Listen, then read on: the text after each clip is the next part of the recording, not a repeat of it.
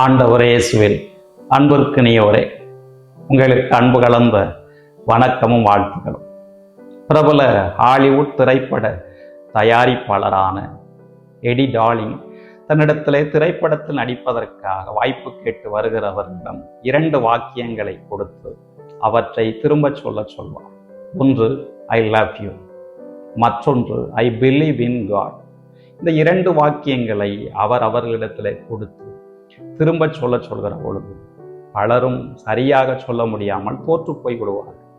இது குறித்து எடி டார்லிங்கினுடைய நண்பர் அவரிடத்தில் கேட்ட பொழுது அவர் இவ்வாறு சொன்னார்: ஒருவருக்கு தன்னுடைய உள்ளத்தில் மற்றவர் மீதான உண்மையான அன்பு இருக்கிற போது மட்டுமே, அல்லது ஒருவருக்கு கடவுள் மீது ஆழமான நம்பிக்கை இருக்கிற போது மட்டுமே இந்த வாக்கியங்களை சரியாக சொல்ல முடியும் என்றார்.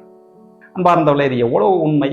நம்முடைய உள்ளத்தில் உண்மையான அன்பு இருக்கிற போது மட்டுமே நாம் பிறரை உண்மையாக அன்பு செய்ய முடியும், கடவுளையும் நாம் நம்ப முடியும்.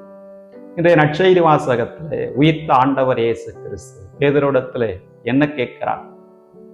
யோவானின் மகனான சீமோனே, உனக்கு என் மீது அன்பு இருக்கிறதா?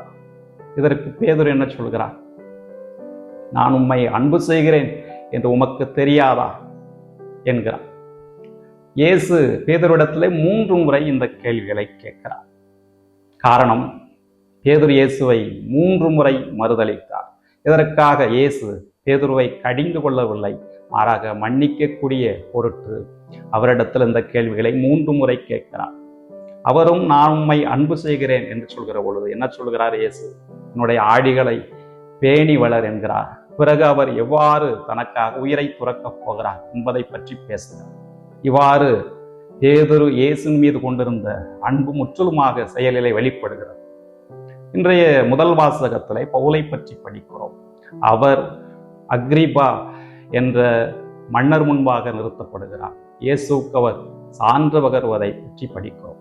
இவ்வாறு பேதுருவும் பவுலும் இயேசுவின் மீது கொண்ட அன்பை வெளிப்படுத்துகிறார்கள். நமக்கு இயேசுவின் மீது எந்த அளவுக்கு அன்பு இருக்கிறது? அந்த அன்பை நாம் எப்படி நம்முடைய செயல்களிலே வெளிப்படுத்துகிறோம்? சிந்திப்போம் நண்பர்களே.